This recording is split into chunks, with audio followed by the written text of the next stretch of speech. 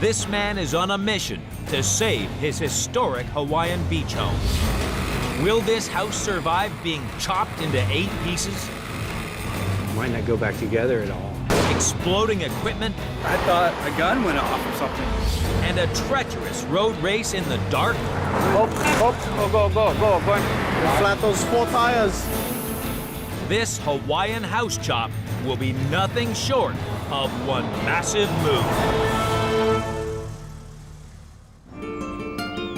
The tropical Hawaiian island of Oahu, a place of stunning natural beauty. Successful property developer Jeremy Henderson grew up on the mainland, but has just moved here to make Hawaii his permanent home. Hawaii is a great place to live. It's a special place. The natural beauty here is amazing, as well as the history. This love of history is very important with his latest ambitious project. On Oahu's North Shore, Jeremy is renovating this 100-year-old wireless works into a museum. The buildings are really cool. They need a lot of work. I think they have a lot of potential. There's just one thing missing. Jeremy needs a home to live in, and one that fits the site's unique history. After 2 months of looking, he makes an amazing find. This 90-year-old beach house is a historic gem, designed by renowned architect Charles Dickey. This Dickey house is very important to Oahu. I like that it's historic, and I like the architecture. I like wood features. I love the roof and the interior ceilings. It's a beautiful house, and I think it's a perfect fit for this property. Jeremy bought this house from Greg Kashiwa. We moved here in 1950. I was only 8 years old, and I have really fond memories of growing up here. My wife and I got married here, and starting with that just goes on and on. Until recently. Now Greg and Gail have decided to move and sell the house to Jeremy. It's great that the house is going to be preserved somewhere, and we hope that once Jeremy has it relocated, that we can go out to look at it. The house currently sits on the coast of Ainahaina, just east of Honolulu. It needs to travel more than 50 miles to reach Jeremy's plot in Kahuku. That's a grueling 4-hour road trip for such an old building. To make sure it's done right, Jeremy calls in Hawaii's leading house truckers, Kikiaola Construction, run by Mike Faya. In this house, we have some unique challenges. The city has grown up around this house and sort of entrapped it. And this Dickey home they're special. They don't deserve to be torn down. Moving the house will cost Jeremy $150,000. Road and building permits, a further $3,000. Restoration, a massive $400,000, bringing the total costs for this ambitious move to $553,000. It's expensive, but with its great history, Jeremy believes the house must be rescued. This project is a major undertaking, but I think it'll be the most rewarding project I've ever done in my life. Well, you know what you're doing, so I trust you. Well, thank you. We hope so. We hope it all goes back together again. Moving this fragile home is gonna be difficult. The very first challenge is a driveway that extends about 100 feet, but it is constricted to about 13 feet. So I've got to fit this 40-foot wide building down this 13-foot driveway. The house just isn't gonna fit. So Mike's crew will have to cut this antique house into 8 separate loads. A drastic measure, but it's the only way they can squeeze the house out of the lot and onto the road. The first cut really is the deepest, as master carpenter Ricky slices through the roof. 3 layers of tiles, felt, and board. It's not real pleasant cutting a building like this up. If that's the only way it is to preserve it, that's the way it's got to be. I was like, how many pieces is it going to be in? Is the house going to be like 2 pieces or 20 pieces or what? Jeremy's particularly worried about this area, the great room. This room is my favorite room in the house because I love the ceiling, I love the woodwork. It really showpieces that. Yeah. The great room sits in the middle of the house and is too tall to travel intact. So Mike must take off its roof, but this causes big problems.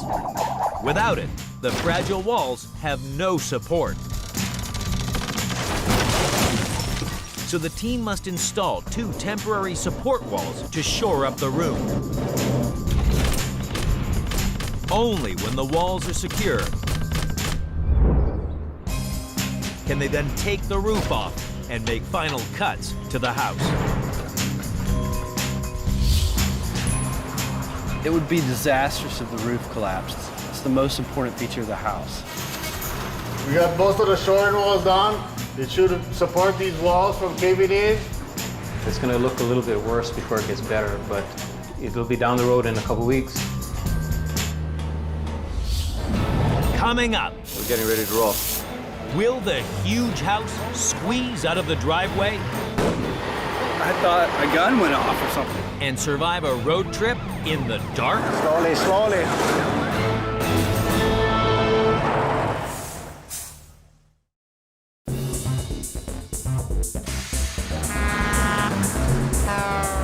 In Honolulu, Jeremy Henderson is moving his 90-year-old beach house. This project is a major undertaking, but I think it'll be the most rewarding project I've ever done in my life. It's been sliced and diced into 8 separate pieces, and today it's on the move. Shove this beam through and shove the second one in. Load that little section up, separate it from the rest of the building. Good to see things happening. Each piece is a different size. Some tall, some long, and some super wide. But there's a problem. That house got to go down that driveway. It looks spookier and spookier to me. Hopefully the house has a safe ride out to the North Shore. Little or no incidents. It's a little scary. To add to the stress, the police have only given Mike 4 hours to do the move. Even worse, it's at night.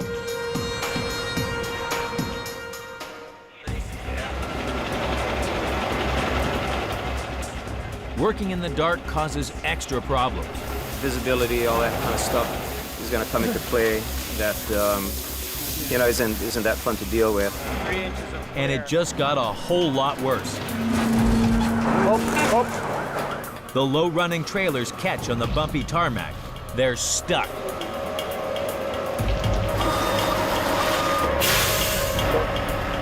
The support beam's in the concrete right now. To raise it off the ground, Mike maxes out the truck's air suspension. As high as he can go. A risky strategy. The suspension in one of the wheels has blown under the strain. We just had a tremendous explosion. I thought a gun went off or something. I don't know if a tire blew or what. I thought this might be like the end of my life. I got to try to back everything up and reschedule. We had a little failure tonight. The move is turning into a nightmare. Tomorrow night, they'll have to start all over again.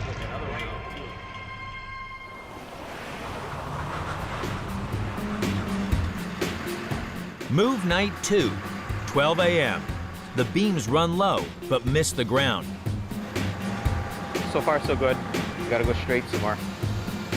Pull it down there. Here we go.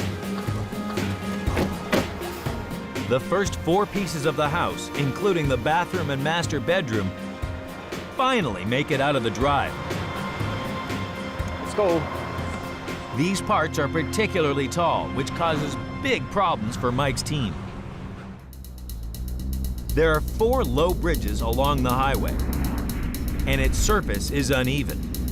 Pick the wrong route, and the house could end up on a collision course. So the team need the help of the local police to pick the smoothest route and keep it clear of traffic. As they travel, they must check the height of each bridge to make sure there's enough clearance.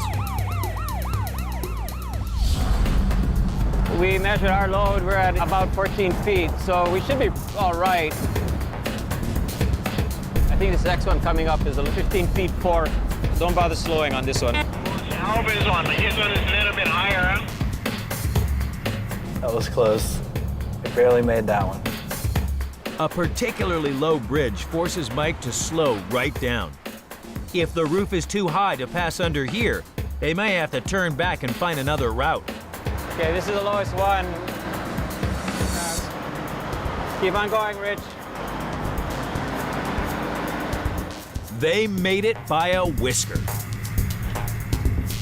You guys are looking good. This next 20 miles or so that we're going to be going, we can kind of relax on this. Then after that, we're going to be going on the 2-lane roads, and that'll be new territory again for us. With the bridges behind them, Jeremy races to the new site.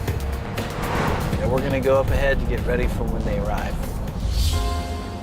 Fearing his house may end up in the bushes, Jeremy lays out reflectors to light a safe path. They can go right or left or straight into the pond, so we're gonna hope they go to the right. Put up some red reflectors in the road.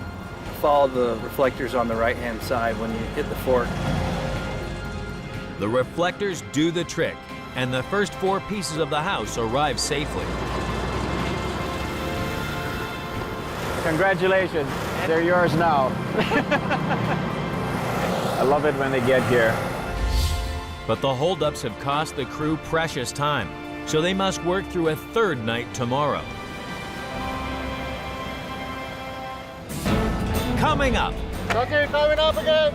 can the team raise the roof It looks like it's binding right here. and squeeze the rest of the house down the driveway? Okay, Braden, look alive.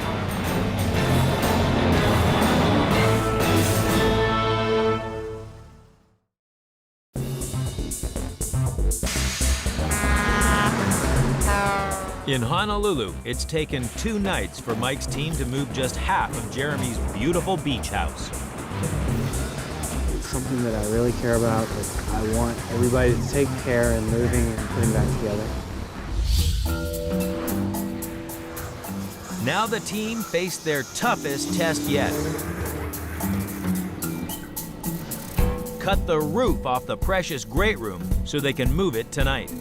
The roof is really important, and it's really my favorite feature in the house. I'm gonna make this last cut, the upper roof from the lower roof.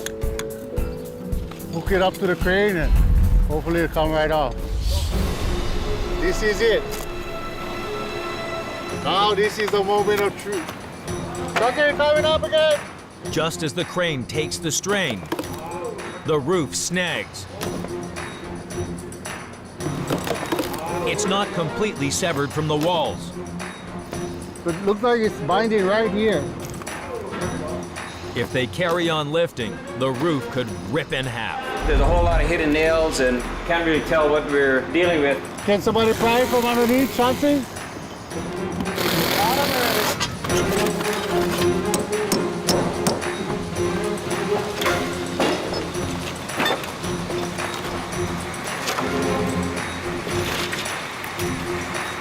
Finally, liftoff.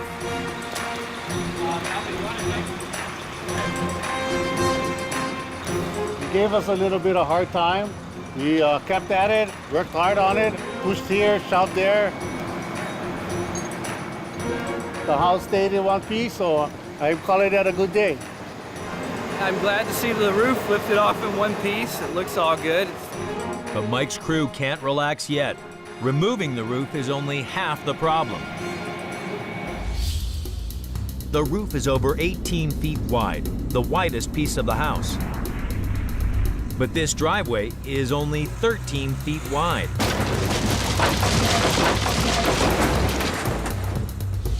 Jeremy's reluctant to cut the precious roof in half, so his team must tilt it to one side,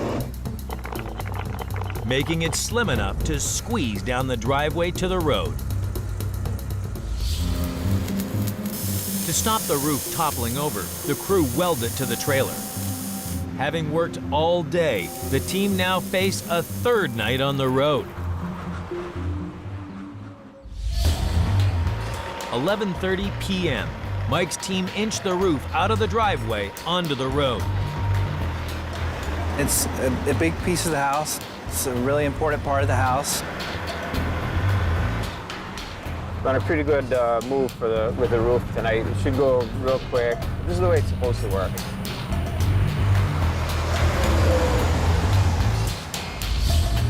This time, they're prepared for the obstacles en route.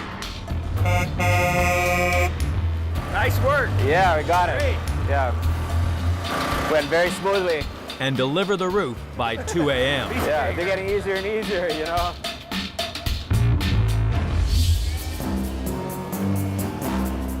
The following morning, Mike's team are exhausted. Today we're loading up the living room section. It's going to be the longest piece of this move, 48 feet long. The road is only 52 feet wide. There's no let-up. After a day of worry, the crew now face night number 4.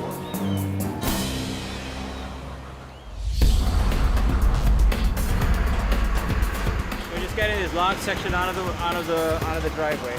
This long living room is giving them nightmares. Gotta watch that tail swing and no fall. Keep on turning like that, Braden.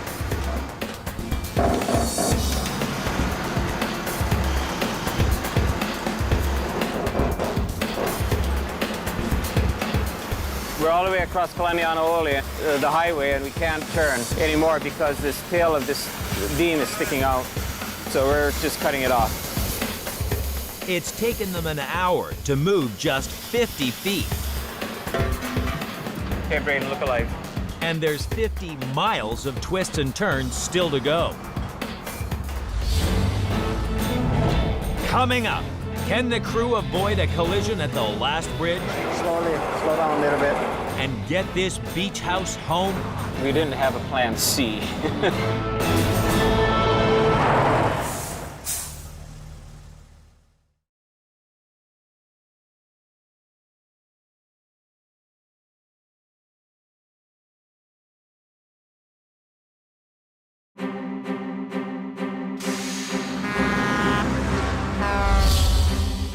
In Honolulu, Jeremy's beautiful beach house is being sliced, Watching the cuts is a little scary. diced, It's not real pleasant cutting a building like this up. and driven across the island.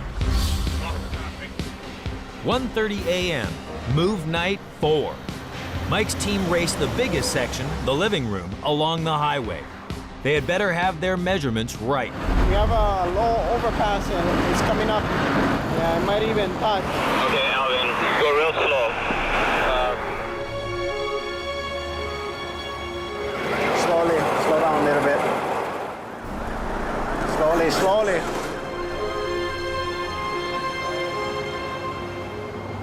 Not only is the living room long, it's tall. Go slowly. Right. Too tall. Hop, hop, hop. It catches on the bridge, bringing the move to a halt. This is Mike's worst nightmare. The highway will be jammed with traffic in just a few hours, so he must act fast. Flat those 4 tires. Make sure it can go down. You have enough to go down.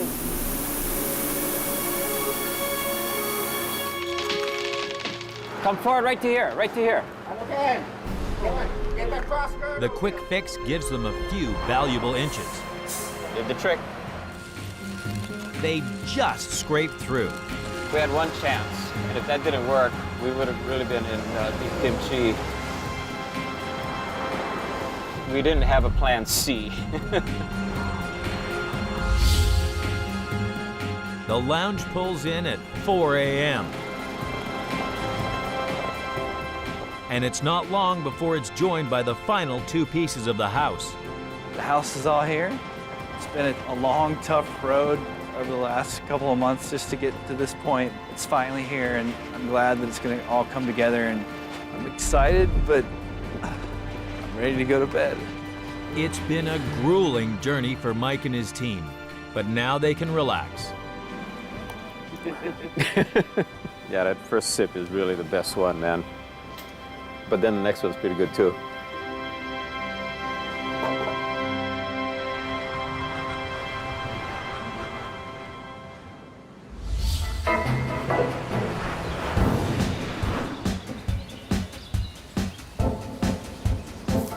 The following morning, Jeremy's out early, scouting for the most stunning spot to rebuild his beach house.